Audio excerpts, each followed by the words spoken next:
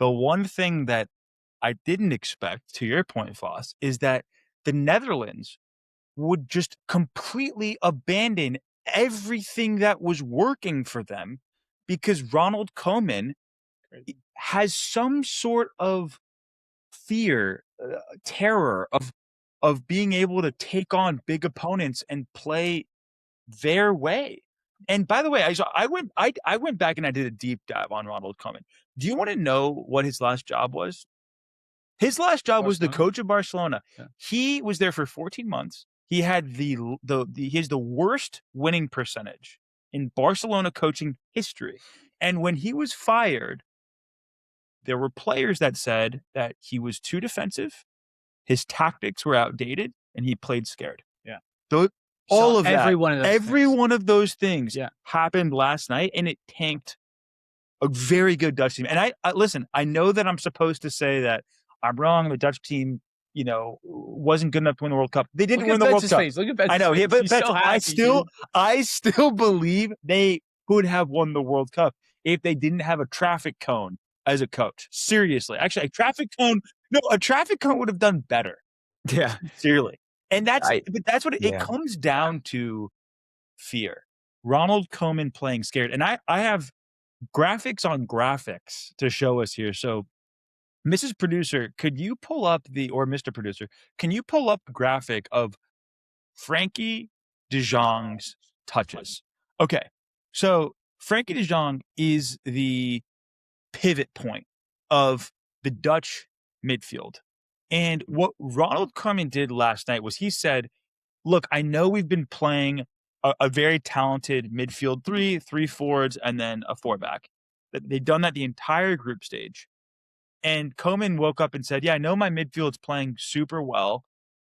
Screw it. Let's change the whole plan. And I think this graph of Frenkie de Jong's involvement spells it out perfectly. So if you look at game 1, this is a graph of Frenkie de Jong's involvement, his touches in the 4 games in the World Cup. In the first game against Japan, he had 85 touches in, I think it was 90 minutes. So 85 touches in 90 minutes. The next game, he has 60 touches in 60 minutes. So if you adjust it, it's 90 touches in 90 minutes. Against Tunisia, he has 78 touches in 72 minutes. So if you adjust that, it's about 97.5 touches per 90 minutes. Against Morocco, he had 57 touches in 110 minutes. 57 touches in 110 minutes. That's 46.4 touches adjusted for a 90-minute period. That is almost half of what he was doing in previous games. Yeah. Now, why is that? It's because Ronald Koeman benched another midfielder and just said, we're going to play 5. Yeah, we're going to play 5 in the back, and we're just going to defend. And the moment you say that to a good Morocco team, when you say, here, you have the ball, we're just going to defend, what do you think is going to happen? Yeah. Your best player doesn't get on the ball, and you're just defending for 90 minutes. And so I think, this graph, to me, when I saw, the way I found this was I was just thinking, what were the offensive players thinking and doing last night? And it's clear that they were just in no man's land. Yeah. They were just Koeman just said, yeah, hey guys, I know you're supposed to score goals in soccer. My plan is we're going to just not concede, and that'll help us win the game. I couldn't believe when Gakpo scored. When Gakpo scored, I was like, crazy. It's pure luck, really. Is that they managed to get that break and take a lead in this game was insane. And because look, I was rooting for the Dutch, but they deserved to lose the game. Absolutely. And the thing is, and some managers will play 5 in the back. You could make the argument that the U.S. plays 5 in the back sometimes when they're defending. But then it's fluid. Then we build out of the back with 3. Yep. Koeman legitimately started a center back at wingback. Van de Ven is a center back, and he plays like it and he looks like it. And honestly, credit to the Dutch back line. I thought everyone was actually very good yesterday. Of course. But they were overwhelmed. Yeah. Because their game plan was to not have the ball. Right. And that's they really were hard to defending for win. 90 minutes. When you don't have the ball, it's really hard. And by the way, Morocco is very good. They're very good. And that is something that everybody knows, that they are a world-class team. And to think that, I don't know, to think that you're going to let them have the ball for as much as they let them have the ball, and still pull one out, that's really stupid. 100%. And this is a lesson in testing how you know a team is better than another team. The team that's better doesn't play scared. They don't adjust their tactics to fit the other team. They'll make a small adjustments, but they play their style. Yeah. Morocco came out and just, we're going to play our style. Brazil, when they played Morocco, did they play a 5-back? No, they played the 4-3-3, the same 4-3-3 that they play every time. They play their style. The Dutch have a style. Yeah. Like Dutch Cruyff, they have a possession-based football system, and they just threw it all out the window. And that's how you know this was a game plan born out of fear when you throw out who you are and play differently for the opponent. And just to put this in perspective, Mrs. Producer or Mr. Producer, play the graphic where you see Morocco's opponent's possession in this World Cup across 4 games. So this is just when Morocco plays someone, how much do they have the ball? If we look at game 1, Brazil had the ball more than Morocco, it's 51%. Scotland had the ball about 41% of the time. Haiti had the ball 31% of the time. The Dutch had the ball 30% of the time. Worse than Haiti. Like, Koeman basically said, yeah, you know what? We're worse than Haiti. Have the ball. Crazy. Like, that's what he said. That's what he thought of his team. Was like Scotland had the ball more than Netherlands did last night. Yeah. Haiti did. It's crazy. That graphic just blew my mind. Crazy. And you know what's crazy is all the things you're saying are totally true. I still thoroughly enjoyed watching this game. Yeah. Crunching tackles. Really, really hard fought. What it reminded me of is what's been now known as like the Battle of Nuremberg, which is Netherlands versus Portugal in 2006, where they just like went at it. They killed each other. Right. But this game, like, genuinely was fun to watch. It was so hard fought. I think out of every World Cup game so far, it was the one that you like. It had like a visceral feeling. Yeah, through the screen. There was a tweet that said, "I'm not a soccer fan, but this Netherlands Morocco game feels like Alabama LSU." Totally.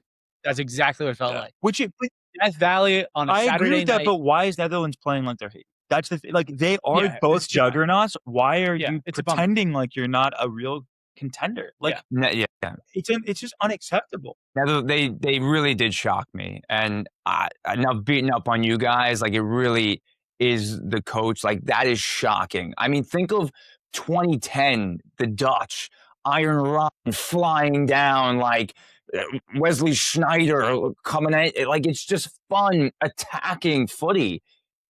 Yesterday, they parked the bus against Morocco. I mean, Morocco is a great side, don't get me wrong, but play your game as a nation. I was shocked. No, we can't let Van Dijk off the hook here for not taking a pen. For not taking a pen, because it's similar to the Germany situation.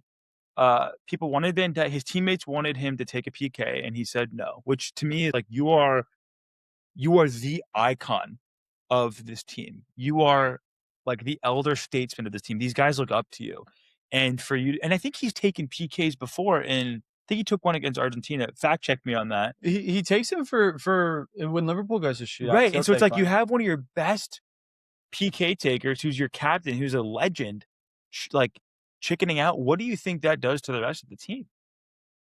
Yeah, you know, like, it's tough. You want to see courage from them there. You want to see courage from them there, and it is a really tough thing. You don't know what's going on. Like, do you want a guy that is reluctant to take one? Is that smarter? I think Betts and I disagree on this, because Betts was saying earlier that you should be checking in, like, how are you feeling? Are you up for it? I think that, yes. I think if you give people an out when they're scared, they'll take it. But I think great players come through under great pressure. And I think Van Dijk's a great player and a great PK taker. And I think if he had stepped up to the plate, he would have scored. Van Dijk didn't take one. Oh, he didn't take one against Argentina? Okay. Yeah, Nick just chimed in the chat. Thanks for fact checking me. So as if I needed more losses. Look, it's needed a little fact check. Yeah, what?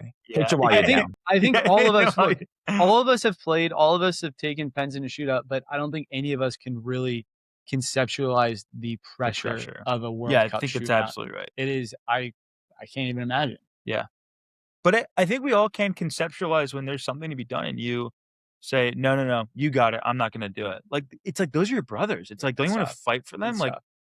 And also, my perception of Van Dijk is someone who that guy. would step up. Agreed. Who is that guy? Agreed. And I also Go ahead. That's No, please. I'm sorry. Another fact check? Yeah, punch us while we're down. Step on our throats, please. No, Yeah. and I kind of wanted to jump in on this before wait. when we were talking Sorry. about. Sorry. No, I you're want to good. do one real quick. Sorry. Of course. No, Nick has go. jumped in the chat again and told me that he took one against Argentina and missed. Oh, So dude, that actually does. So that actually, I think, That actually plays into the psyche a lot. Well, that actually might unravel my entire point. Because if you've just, I mean, no, I think you should still take it. But like, I actually get him more being like, last time I was here, I missed it. Yeah. Okay, I get it a and little maybe more. his teammates are also like, yeah, Virgil, sit this one out. 100%. Well, the other part of this where I put some blame on Van Dijk is, I think if your coach changes everything up after the group stage, and we've been on teams where like a coach either gets too cute or you can tell he's scared playing an opponent. He's just like frantically on the board, like, this is what we're gonna do, and it's like there's a party that's like, can we just go out there and play our game? Yeah, and I think when you're at halftime and it's clear like this isn't working, I'm not going to say that Van Dijk should have said something, but it does seem like he would have the pull where if he had pulled Ronald Koeman aside or even talked to an assistant coach, be like, can we make some changes here? Yeah. Like, let's mix this game plan up. I think one of the funny things to me is like every time they would cut to Koeman, he'd be doing this with Ruben Nistelrooy and on the side, who's his assistant coach. And I just kept thinking, what are these guys talking about? Because they didn't change anything. They didn't change it. They were just like, yo, I really hope this works. I hope we go to pens. I hope we can win them in pens. We can win pens. It might work. That's such a good point. That is such a good point. No, dude, maybe you should. It's like Vanny. Vanny, you think we should drop him back 5 more yards? 5 more yards. We took everything back. Bro, this is camera not looking? working. This is not working at all. But I'm really, really scared. It's like, Vanny, at halftime, I want you to call my agent and tell him to start packing a house now. We got to get out of here fast after. Well, he's done. He's done. Absolutely.